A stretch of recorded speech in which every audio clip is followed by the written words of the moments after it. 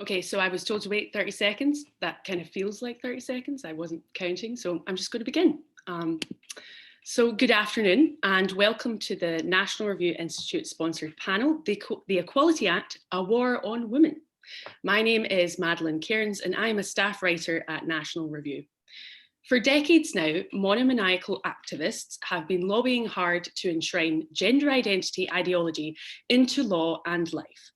But how is it that in the year 2021, this has gained powerful momentum and women and girls are being attacked and undermined by all three branches of the federal government?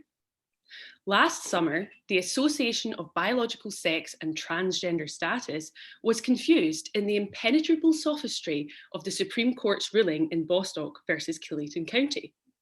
Then, within hours of his inauguration, President Biden signed an executive order laying out his plans to comprehensively implement the transgender policy agenda. Now, pending the Senate's approval, we have the so-called Equality Act, the most comprehensive and aggressive proposal yet, a law that would hijack the legacy of Martin Luther King Jr. in order to, and there's a list here, redefine sex to include transgender status, collapse sex-exclusive sports, threaten women and girls' right to privacy and safety across many spheres of life, from schools to prisons, coerce businesses by expanding what counts as a public accommodation, stamp out religious exemptions, and undermine conscientious objection to controversial clinical practices such as abortion and gender reassignment. So we'll get to these and many more, as Satan says to Eve in John Milton's Paradise Lost. But first, let me introduce, for our first segment, which is the policy consequences for society and women, our two panelists, our first two panelists, I should say. We have Inez Stepman, who is a senior policy analyst and at the Independent Women's Forum, with a decade of experience in education policy and also a senior contributor to the Federalist. And we have Kara Dansky, a lawyer and lifelong feminist who serves on the board of the Women's Liberation Front. Hello to you both, and thanks for being here. Hi. It's great to be here.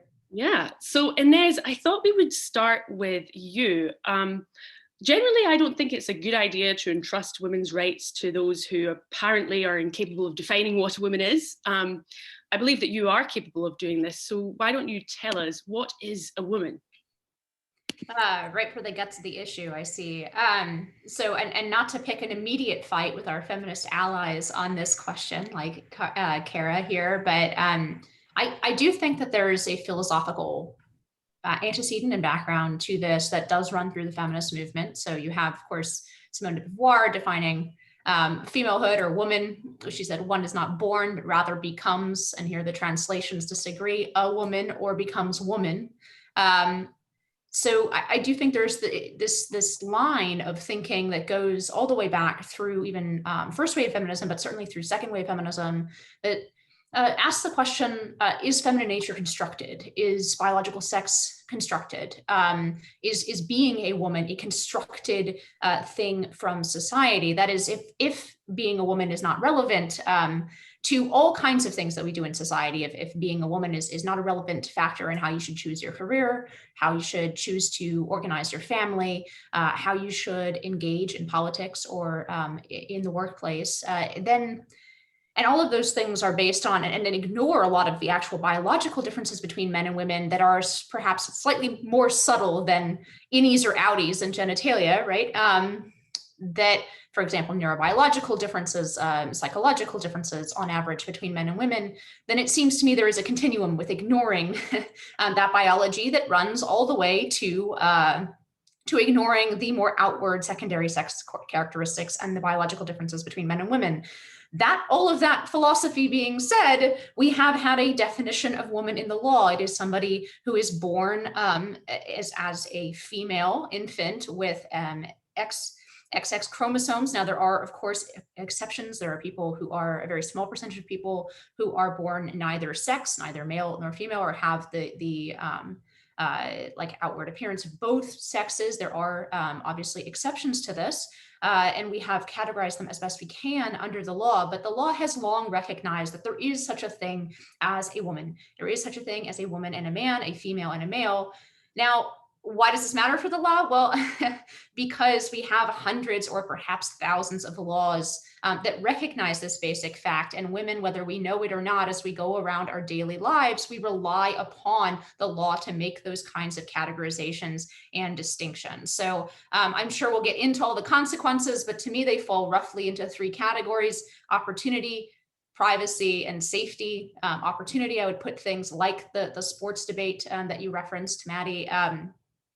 The opportunities, for example, for scholarships that may not be available to girls going forward. For example, in Connecticut, where two transgender athletes are now taking the first and second position in 19 different track meets there. And also programs that are designed to increase female representation in various ways, like, for example, in the STEM fields. And then the privacy, here's where I would put the bathroom wars, right? The bathrooms, locker rooms, this can bleed over into the final category, which is safety. For example, in San Diego School District, there was a case of, unfortunately, two mentally handicapped students, one who identified as a female, but was in fact biologically male, went into the girls' bathroom and then unfortunately sexually assaulted another student in there. So it can bleed over into safety, but certainly our privacy is at risk, where there are no spaces where women may go to escape, for example, from penises. I don't want to be that graphic, but it is rather nice to be able to fix your makeup without being exposed to the genitalia of the opposite sex.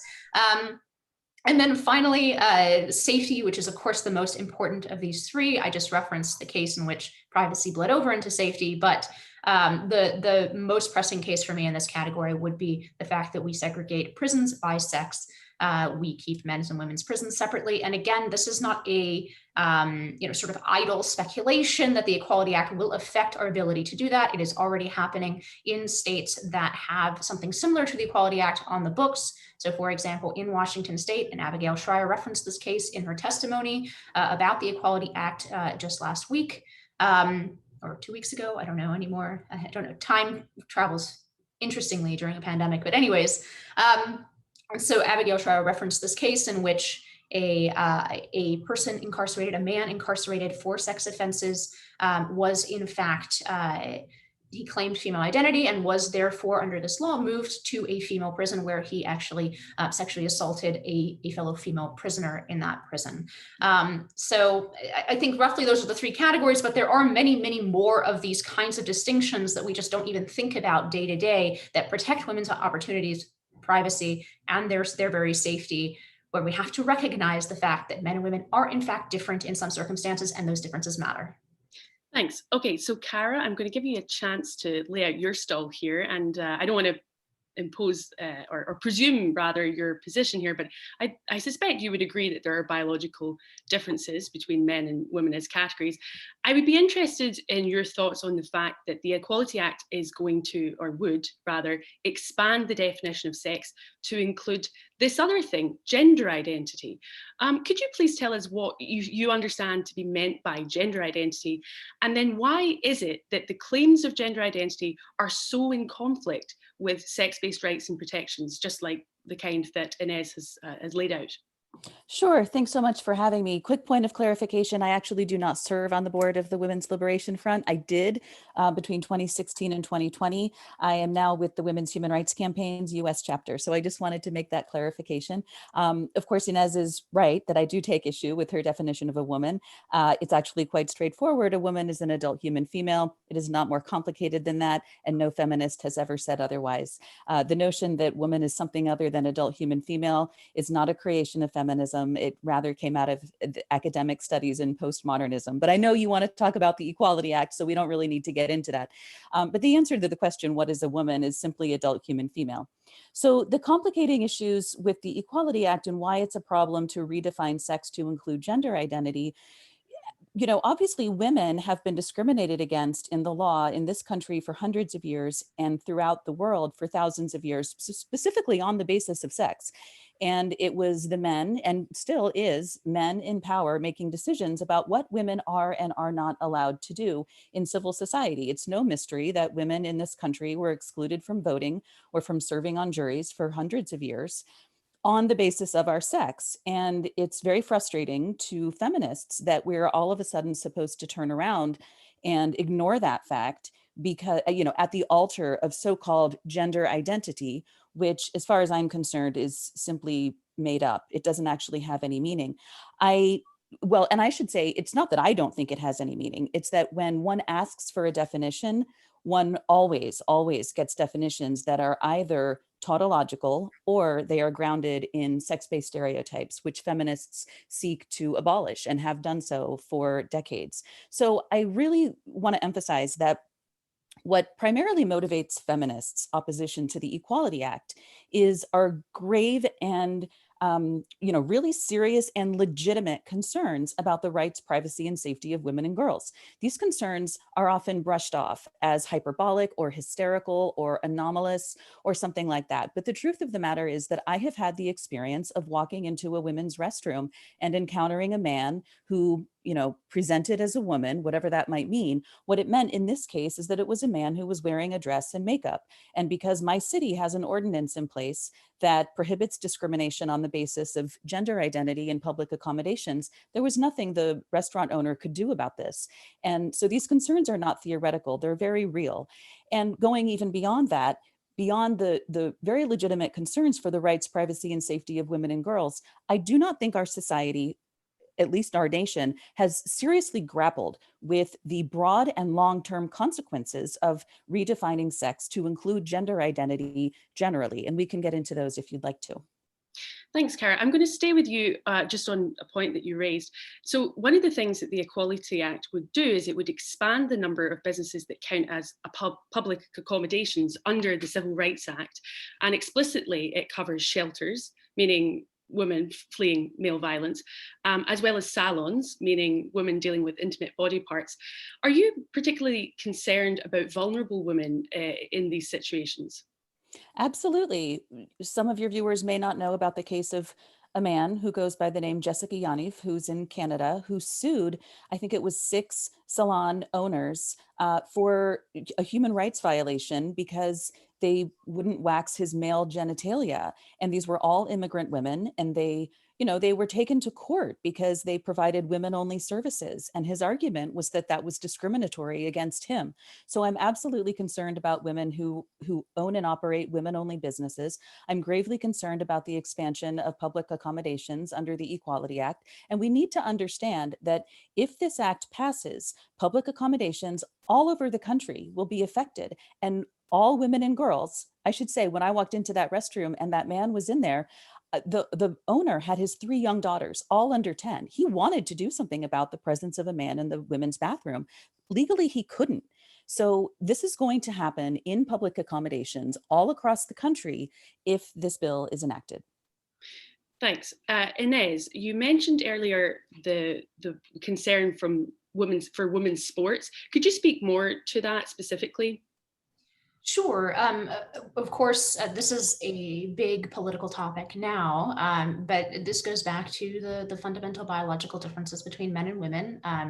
Men and boys, in fact, especially over a certain age, have denser bones. They have more fast twitch muscle fibers. They are obviously much, much stronger than women. This is evidenced by the fact that the women's weightlift record can be broken by many a high school boy. And likewise, the world record holder in terms of sprinting and the mile can be, again, defeated by many a high school boy. Sports competition based on strength and speed between boys and girls, women and men is simply not fair. It will never be fair. It cannot be made fair. And here we have a fundamental conflict, which I think some people want to shrink away from. I do think there are ways to accommodate individuals. I think there are ways to accommodate transgender individuals. Sometimes those solutions are found on a local level. So for example, when we're talking about bathrooms, oftentimes schools have tried to create a single stall bathroom or something like that for or a individual room to change for a student who is transgender, who identifies as the opposite sex, doesn't feel comfortable going into, let's say, the boys' locker room alongside with the rest of the boys, but is biologically male.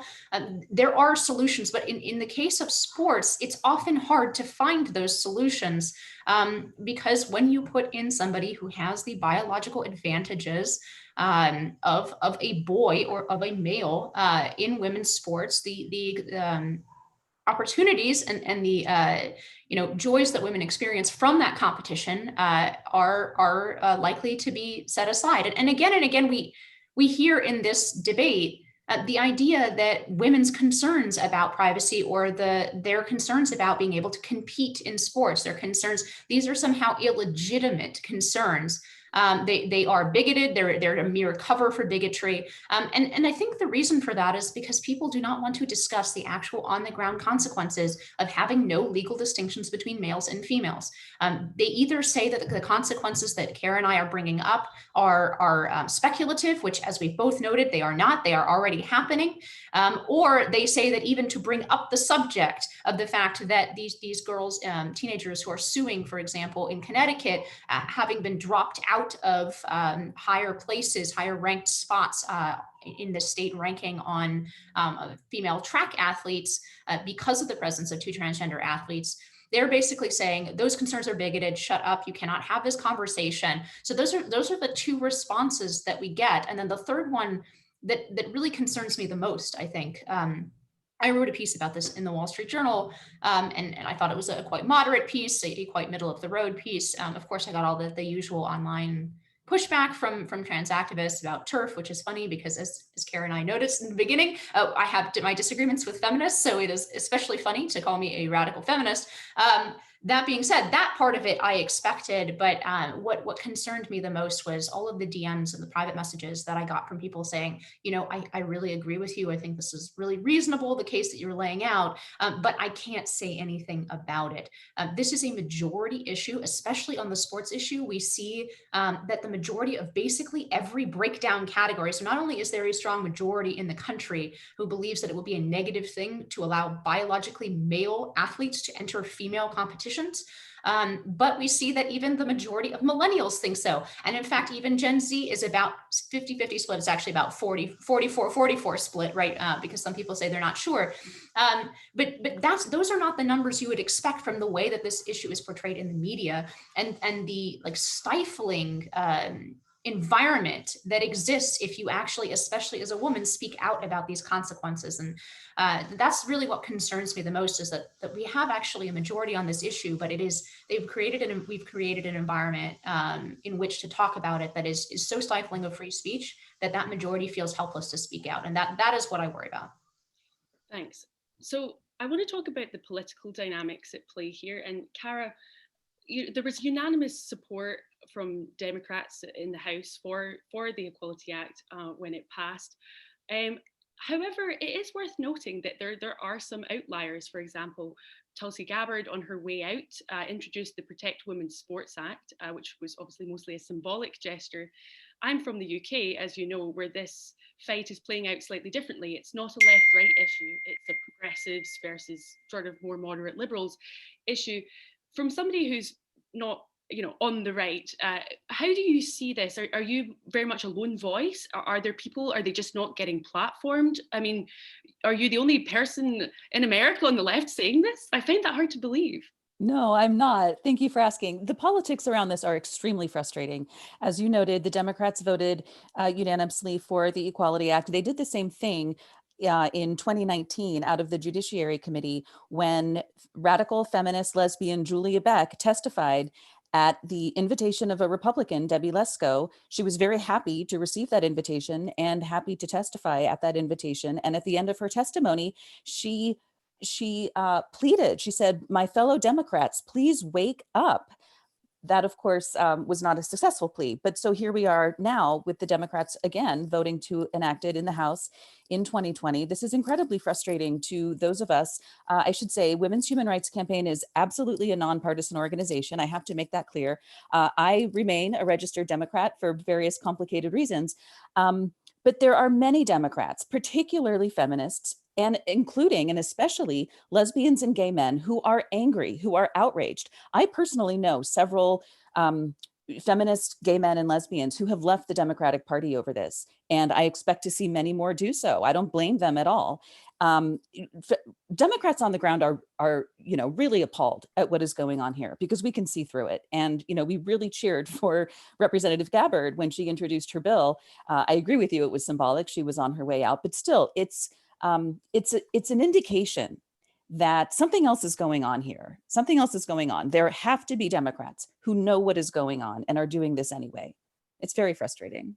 Do you see any potential to import the success in the UK? I'm referring, of course, to various litigation that has been successful there. For example, a recent High Court of England moratorium on puberty blockers for children. We can talk about the issue with children later if we get time. It is one of the most important issues, of course, but in terms of the Equality Act, its impact, thankfully, so far is limited. Do you see any way of kind of mirroring that success? Absolutely. That, the Kira Bell decision, I think is what you're referring to. The departure of hundreds of women from the Labor Party is a story that I think really needs to be told. But to answer a question you asked earlier, Inez is absolutely right. When women try to speak out about this, we are silenced. I have been trying for years to get a voice in the New York Times and the Washington Post, on NPR. I would love to sit down with Rachel Maddow. They won't talk to us. They won't hear this voice coming from rank and file feminist Democrats, lesbian and gay Democrats. We just have the hardest time getting heard, which is one of the reasons I appreciate you having me on your show. Of course. Inez, from looking at the political dynamic from the Republican side, it was striking to me that the other day, Governor Kristi Noem of South Dakota said that on the transgender sports front, the fight against the likes of the NCAA is one that we can't win. What a staggering thing for a Republican official to say. Seems a bit uninspiring from my perspective. There were also, it should be noted, a handful of Republicans who supported the Equality Act in the House.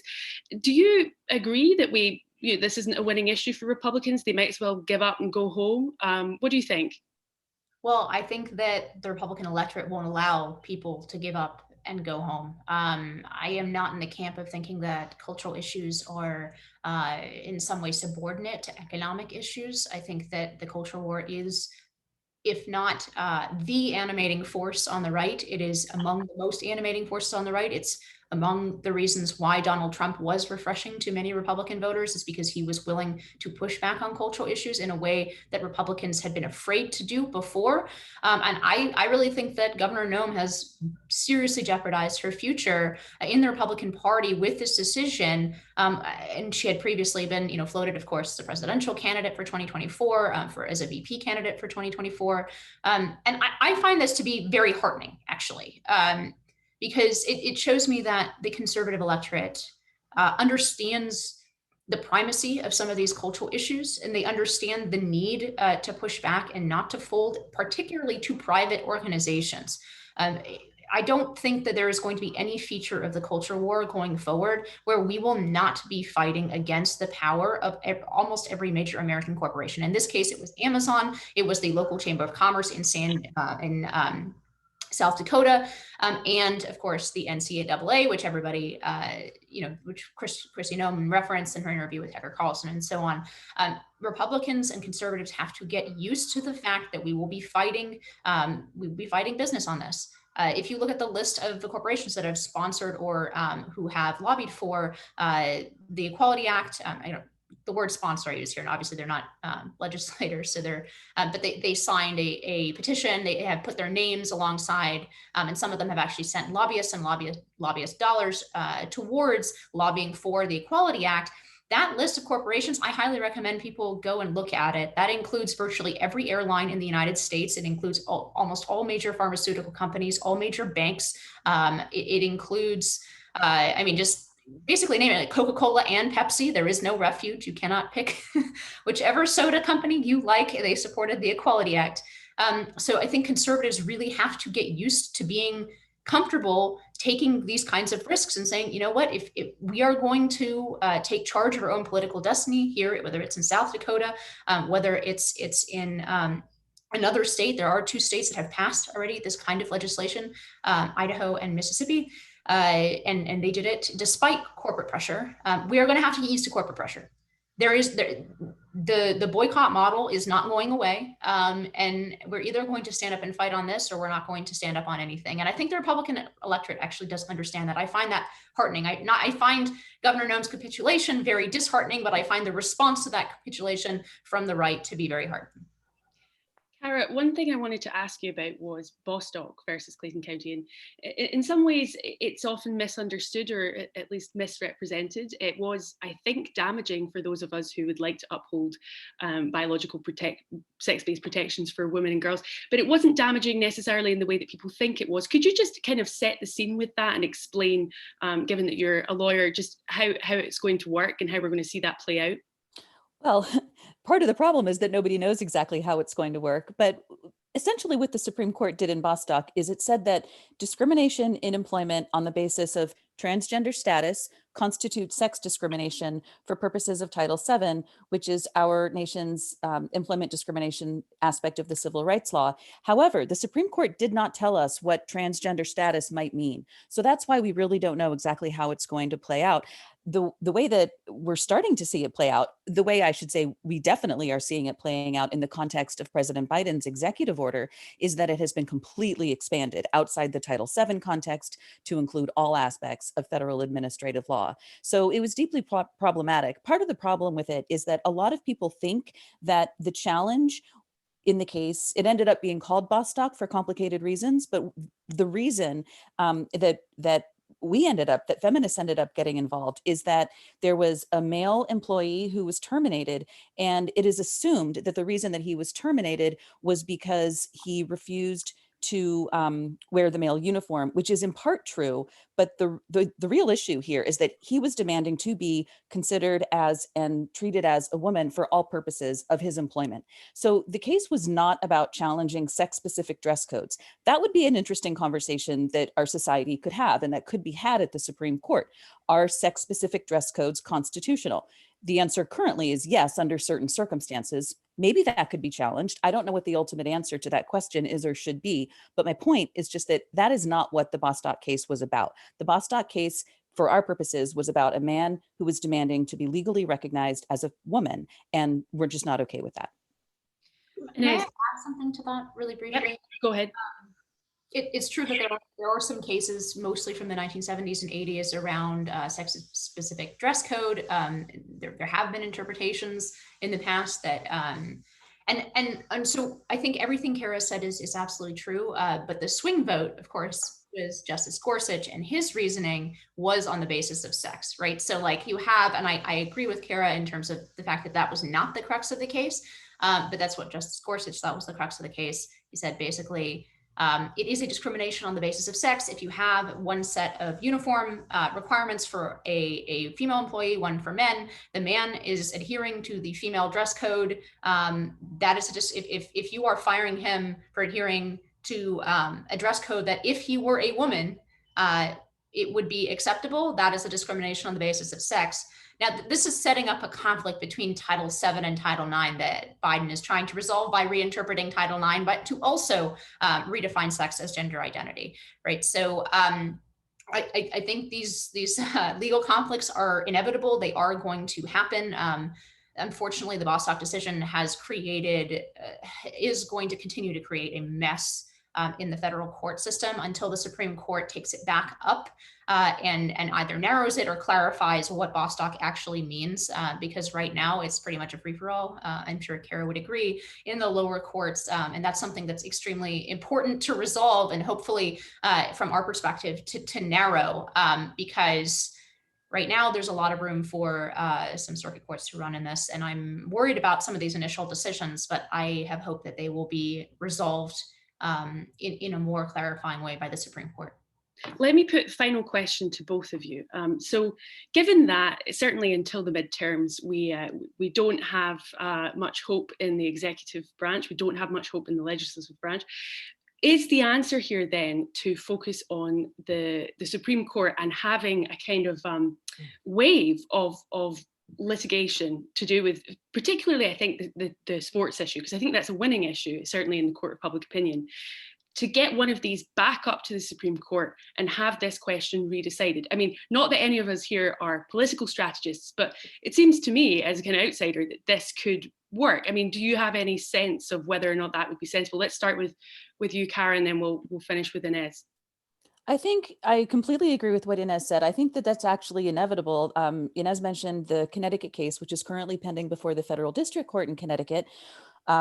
And there's another case in Idaho that is currently pending before the Ninth Circuit. I think it's inevitable that either one of those cases or some other case that interprets Bostock in a way that nobody really understands will make it up to the Supreme Court. So I think that'll be a good thing. I think it would be a great thing, as Inez said, if the Supreme Court could tell us or clarify exactly what Bostock meant.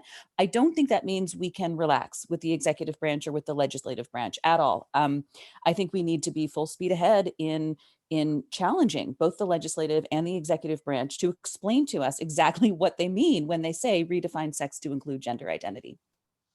So I would only add to that there are multiple ways we can go about this. Of course, the conflict in the courts, I think we both agree is inevitable, and it will happen sooner rather than later, which, by the way, is important to have elected officials who do not fold at the mere threat of lawsuit, so that we can have that actual case that goes up and makes it all the way to the Supreme Court.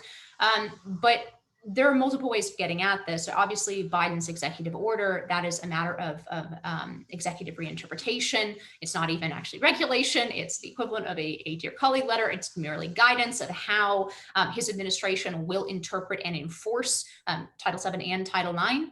That, of course, can be undone. It was not the case under the Trump administration and can be undone easily by the next administration.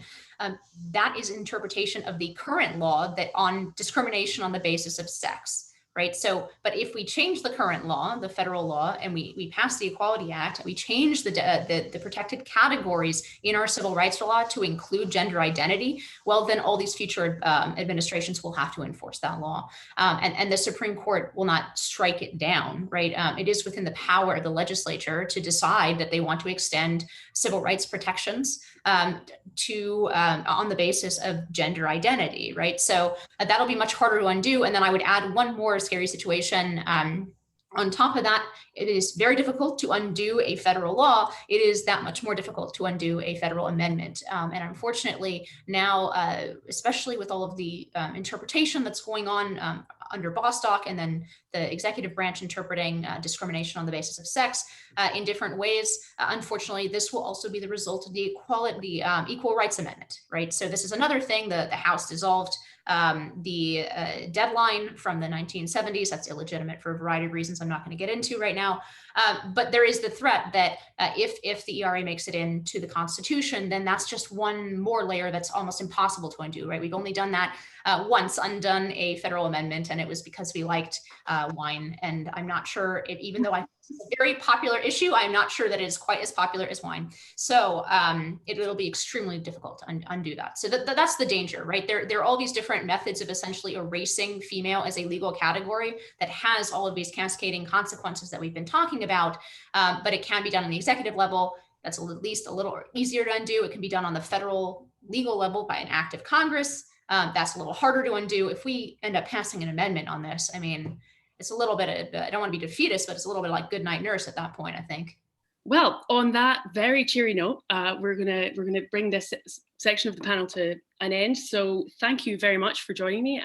Very interesting, and hope we can do it again sometime. Thanks so much, Maddie. Okay, so there we go. Just this awkward transition that in real life would involve people getting up and going off stage and clapping and then come back on. We're just going to have to imagine all of that. Okay, so I'm joined now. I'm sure I've got a bit of an echo. Wonder if I can, I'll just turn myself down. I'm joined now by two in-house writers for National Review. We have Alexandra DeSantis, a staff writer for National Review and a visiting fellow at the Ethics and Public Policy Centre, and then Catherine Jean Lopez, who is a senior fellow at National Review Institute, where she directs the Centre for Religion, Culture and Civil Society, and is also editor-at-large of National Review. Thank you both for coming on. That was a very interesting discussion. There was an exchange of views, which happens so rarely in American journalism that it's just so exciting to watch. Let's start with you, Zan. First of all, just kind of a broad question. What kind of struck you or stood out to you about what we just discussed? Well, I mean, as someone who's followed this for a while, I guess it's not especially news to me that we have allies on the left, or that there are people who would disagree with a conservative view of feminism, for instance, and yet would agree with us on the Equality Act and the fact that this is a serious problem for women and girls. But it is always fun to actually sit down and hear from someone who feels that way, because we have allies across the aisle, people who obviously disagree very deeply with us on really core issues such as abortion, for example, most likely. But they're still on our side on this and are willing to, even show up on a panel and say that. I'm really heartened by that. Yeah, Catherine? Yeah, I have to agree with that. One of the things that thrilled me in the last couple of weeks is, Maddie, you had written something and tweeted out, maybe just written it, and someone, a feminist on the left, tweeted it out and said, I hate that I have to link to National Review, but they're the only ones telling the truth about this. And there's something beautiful about that, in a way where, like you said, we don't have conversations like this anymore. You certainly don't see them on TV. The fact that Kara would love to be on Rachel Maddow. It's insane that Rachel Maddow wouldn't have her on, This is something that's really happening on the left. And one of the things that I agreed with Kara the most on was we are not talking about this. We are not, thinking about the implications. And Nez made the point that, we sort of ostracize people who try to talk about this, like poor Kara. And we absolutely need to be having this debate out in the open. It's not a debate, it's a submission, It's a scandal that the House passed this and that the Senate would even consider. Let's talk about some of the things that we didn't get to talk about in the last panel. And one of them was that I was going to mention this was the fact that the Equality Act in its findings mentions conversion therapy for LGBTQ youth, not referencing the fact, of course, that there is currently a massive debate right now within the medical profession about best clinical practice for young people who might be confused about their gender. And I referenced the fact that there was this High Court decision in England where these secular liberally minded judges decided to put a moratorium on puberty blockers for gender confused young people. When Senator Rand Paul tried to bring this up in the confirmation hearing for Biden's assistant health secretary pick, who's now been confirmed, he was slammed because the nominee happened to identify as transgender. Zan, do you think that there's a real problem here in the way that identity is used as a cover for what are really serious non-partisan issues? Yeah, 100%. And this is something we've seen from the Biden administration from day one. We saw in the very first White House press conference that Press Secretary Jen Psaki hosted, she was asked by a reporter, is President Biden going to undo the Mexico City policy, which is a pro-life policy that ensures that federal money, taxpayer money, doesn't fund groups that promote or perform abortions overseas. So very standard, has been a Republican policy for a long time. And her response was, nothing on the substance, no yes or no answer. And all she said was, well, Joe Biden is a devout Catholic. Let's move right along. And, when she's asked about the GameStop kind of stock market controversy, her response is, well, we have our, a female Treasury Secretary, Janet Yellen. And there's always some defense where the policy isn't mentioned, the substance is ignored in favor of, well, look at the, the sex or the gender of the person in question, or perhaps the transgender identity or the race or the faith, perhaps, of the person in question. And let's talk about that, because look at us, we're doing these wonderful identity politics things. We're playing the right cards, we're virtue signaling. And so let's just talk about how great we are for doing that, and don't talk about the substance. And it's used in a negative way. For instance, in the example that you referenced, it's not just used as cover, it's used to distract from the fact that Rand Paul was raising very important questions on which a lot of people on both left and right disagree, where the left agrees with us, conservatives, on this issue. And yet the only response from the left wasn't, well, let's, we think we have the meritorious side in this debate. It was, well, look at the identity of the person who he was speaking with. Unbelievable. They clearly, they don't actually feel like they have the facts or the truth on their side. They aren't willing to even speak to the facts. Right. Our colleague John McCormack has interviewed a law professor who said that the Equality Act goes very far to stamp out religious exemptions, since it would regulate religious nonprofits and also take a swipe at the Religious Freedom and Restoration Act. as well, which is just so obviously bad faith. I mean, what are some of your concerns, Zan, about the ways in which the right to religious freedom will kind of be retracted under the Equality Act? Yeah, this is something I hope Catherine will speak to, especially when it comes to Catholic adoption agencies or foster care agencies. There's all sorts of Catholic institutions across the country whose rights are going to be threatened if the Equality Act becomes law. And there's any kind of a laundry list of ways in which that might happen. The area that I'm most focused on is abortion. I'm not sure if you're planning to get to that later on, so I don't want to, for you. Yeah, I don't want to get too much into pace ourselves here, Zan. Yeah, the bill unfortunately has some ramifications for pro-lifers and for abortion as well. But the problem, think about a medical doctor who's Catholic, for instance, or a Catholic hospital. The Catholic Church has very understandable, reasonable, rational reasons why they wouldn't want to perform what's called gender reassignment practices, especially on children, but on anybody, and would decline to do so. Under this bill, there's no protection whatsoever for that Catholic institution. And instead they're treated as bigots, no better than racists for saying, hey, actually, we don't think it's good medicine and it's a violation of our faith to operate on a perfectly healthy human body as a supposed treatment for gender dysphoria and I think that's a really serious problem that the left has not grappled with while pushing this legislation. One of the things that you hear oftentimes when this is painted is that transgender people denied healthcare from Catholic hospitals. The idea that they went in with like an arm hanging off or something, and they were told, no, go away, you're trans. But of course, you're talking here that that's not happening at all. It's a very specific surgery. You mentioned that you think it's reasonable, rational, defensible. Would you mind just explaining how is it reasonable, rational, defensible to say that you don't want to do that for religious reasons? Sure. So there's two questions there. And the first is, should a Catholic hospital or a Catholic doctor be able to say, I'm Catholic and I'm opposed because of my religion to, supposedly treating a person in this way, or I'm opposed to abortion or any other procedure, therefore I decline to perform it. That's a First Amendment right in America, right? You have a religious freedom right to decline to do that. But the second question is the declining to do that, is it rational for even non-religious reasons? And I think there's a very good case to be made, for instance, when we're talking about gender reassignment surgery, that this isn't even medicine. Healthcare treats the human body, it heals, it promotes health. And if you have somebody who comes in, a man who comes in who says, I believe I'm a woman, but he's a biological male, a Catholic informed by their faith, but not solely because of their faith, would ideally say to that man, it is not good for you, it is not treating you, it is not healing you for me to mutilate what is essentially a human body because your sort of mental state is not aligned with your biological reality. And they ought to help that person or direct that person to assistance to help them align with their body rather than essentially chop off healthy body parts to try and conform to something that is very obviously not correct.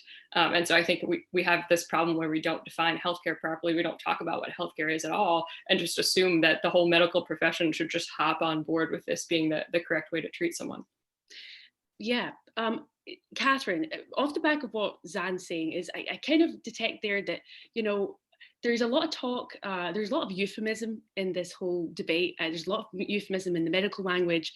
It's gender reassignment, sounds very sanitary, sounds very nice. It doesn't talk about the fact that, you're literally castrating someone, you're peeling their penis and you're inverting it and creating a cavity, which needs to be dilated. And I don't say this to shock, I just say this to be accurate. This is what we're talking about here.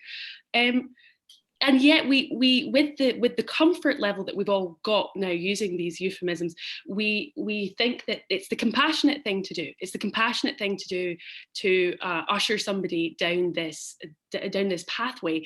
Could you just talk from your understanding, what is compassion, and why is it a simplification or distortion to say that there's these religious bigots who are just simply being uncompassionate, or they're not being sufficiently kind to these people?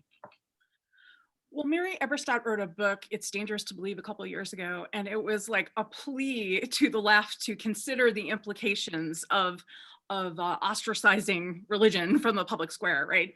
And it means the little sisters of the poor have to take attention away from serving the elderly poor, who, many on the left would be just as well to eliminate, right? That's what assisted suicide is about.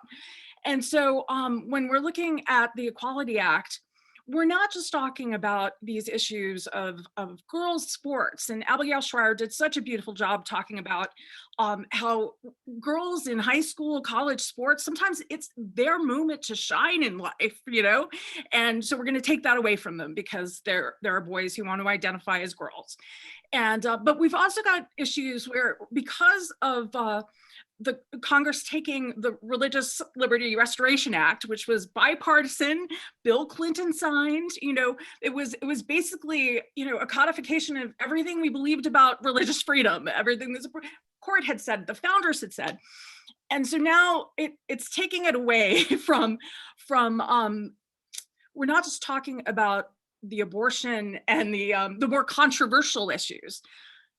Now, single-sex schools that have students who take federal funds for breakfast and lunch, you know, the schools aren't going, or the students are going to be able to apply them to those schools, because then the schools are open to frivolous lawsuits because they have rooms that are only, you know, girls only, not just bathrooms. I mean, we're opening the doors to so much. You know, there's a lot of debate about what public accommodations are now going to be, the implications are going to be for churches. Now, are churches going to stop, you know, serving anybody who doesn't fall under their beliefs? Oh my goodness, like, you know, churches can't do that. That's not who religious believers are, right? You know, Muslims and Jews who, again, have sections of their mosques or synagogues that are for men only, women only, right? This is a problem. There's so many implications beyond the most, you know, controversial of them.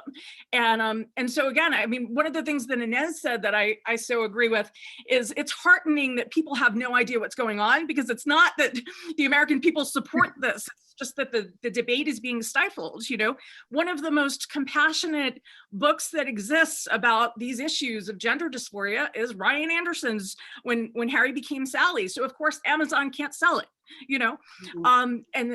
So I'm so heartened, first of all, for everything you do, Maddie, all of your writing, Zan, you as well, because people don't know, and so educating is key. And anyone watching this, share this with people, because people have no idea. I just like to quickly say that I think it's a terrible habit when journalists congratulate themselves, but you congratulated us, so that's fine. But I just want to make it clear that, you know, I'm very modest and I wouldn't possibly. Yes. But Zan, okay, you have written about the dangers of the Equality Act in terms of conscientious objection, in particular to abortion. Can you just talk us through that? Because that's, you know, when you see the Equality Act, you don't immediately think, oh, abortion, that's going to be, you know, how does that even end up in there? Yeah, I'm glad that we're able to talk about this, because in all the conservative uproar, and I guess I should say our allies on the left as well, the uproar about the Equality Act, it's rightly focused on the violations of women and girls' privacy rights, safety, all the other things we've discussed at length. But we don't talk very much. I think very few people are aware that this would have implications for abortion, as most things do with the left. They manage to sort of snake abortion and expansions of abortion access into everything. So in the Equality Act, there's two ways in which this happens. The first is pregnancy discrimination is lumped in under sex discrimination in the bill. So I guess makes enough sense in one way. But then because of previous rulings, because of the way the administration has long treated pregnancy discrimination, abortion is considered a form of pregnancy, or a sort of pregnancy-related condition, I suppose is how they put it. And so if a pregnant woman wants an abortion and can't get one, it's considered pregnancy discrimination.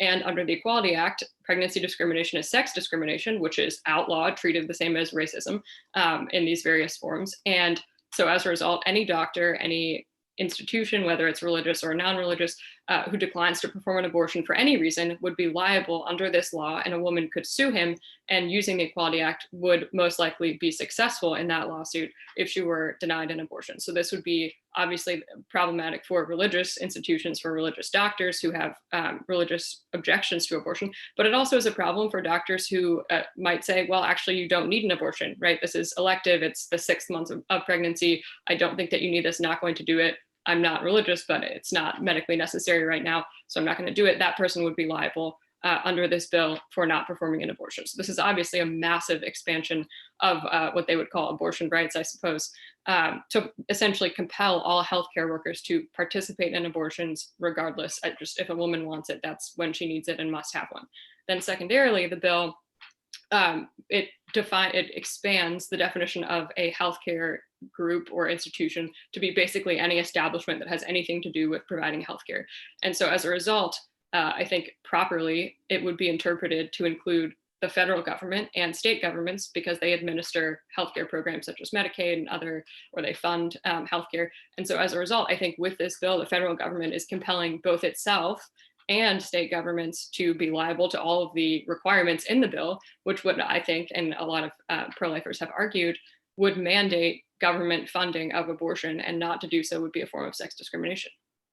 It's interesting to me that, I mean, you know, in some senses, partly where I grew up, I can at least understand both sides of the abortion debate. But what I really don't understand is the people who like to pretend that it's not controversial, that this is healthcare and you have to be insane to like want to deprive somebody of healthcare. So we're just going to have this top-down, super aggressive thing that makes you do it.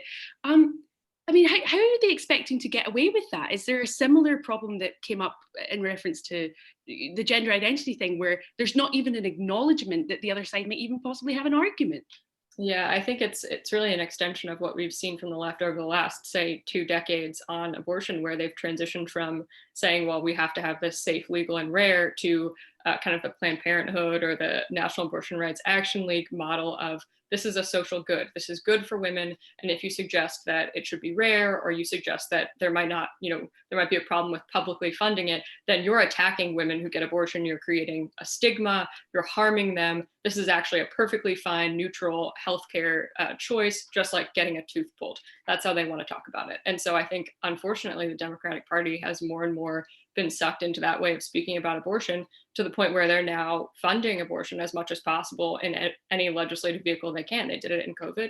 They're funding Planned Parenthood. There was no Hyde Amendment, no pro-life protections in that bill. Joe Biden is on board with that, despite saying he's personally pro-life. The Democratic Party is just beholden to the abortion rights movement, and now is trying to speak about abortion as if it's wonderful and therefore must be funded by the taxpayer.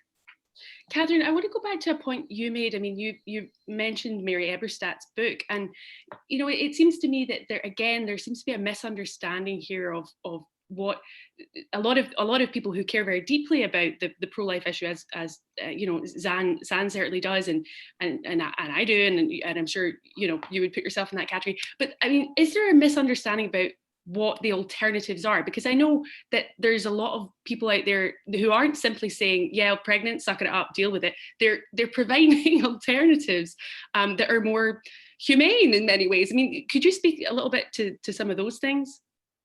Yeah, when Zan was talking about, you know, doctors being potentially mandated, I'm thinking about the Sisters of Life in New York, who I recently, in the last year, one of my COVID things is I've become a sidewalk counselor. And so I'm outside Planned Parenthood on Bleecker Street every day at the moment during the 40 Days for Life campaign. And so you see a lot and you hear a lot, and the Sisters of Life are dedicated to walking with these women. They're a religious community. They were founded 27 years ago in New York.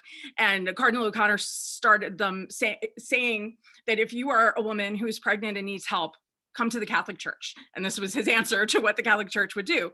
They have a home where women and their children then live with them, and they really get them moving and they stay a part of their lives. And so my goal as a sidewalk counselor is to get a girl into an Uber down to the Sisters of Life. It's like a 10-minute ride. But one of the things that Sister Magdalene, who runs the visitation mission, will tell you is that it's so hard to find a pro-life doctor. They have like one, Dr. George Maselli, he's their guy.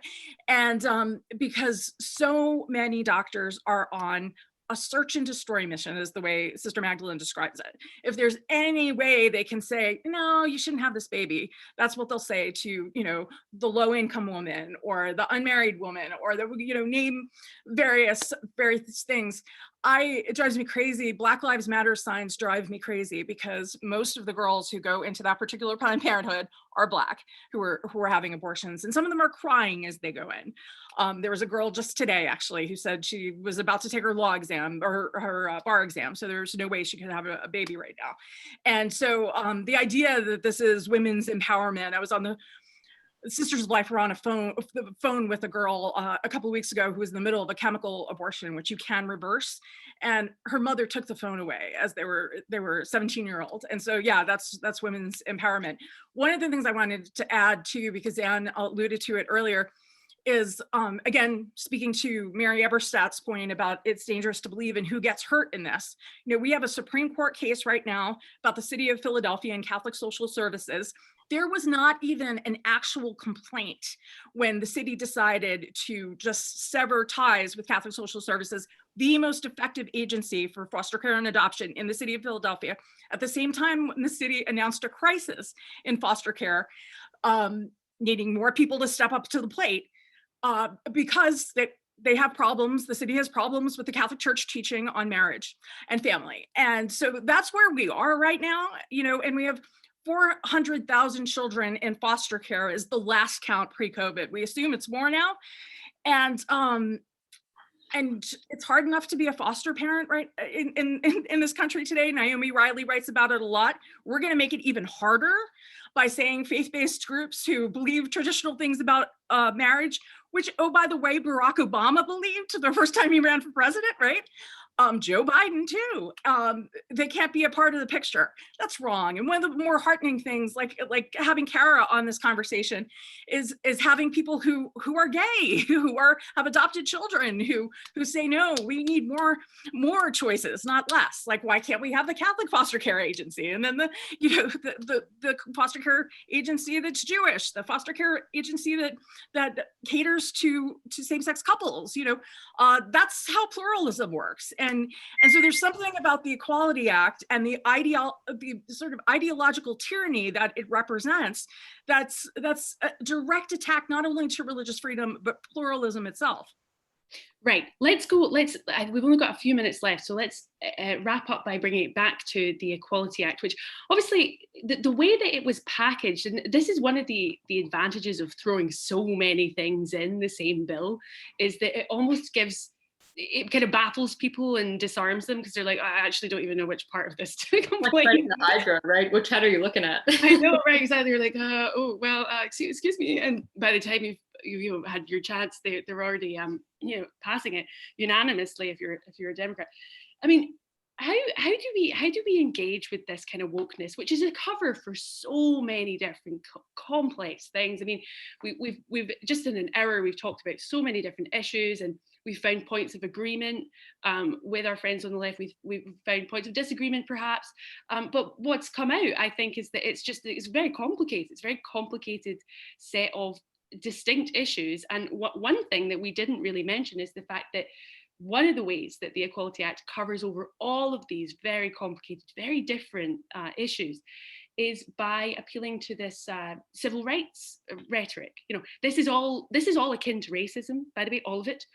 So if you are pro-life, you are akin to being a racist. If you are you want to uphold biological distinctions between male and female, you are akin to being racist. And now we have this handy bill that proves that point, because there it is in the 1964 Civil Rights Act. All this stuff that shows that anyone who disagrees with us is akin to a card-carrying member of the Klan.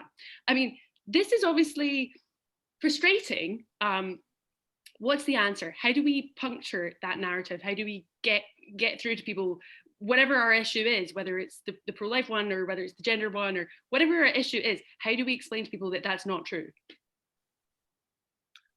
I think, Maddie, it's exactly what you do, what Zan does, you're going to embarrass me. I'm going to hang up. Some of us gray-haired people have been trained to do.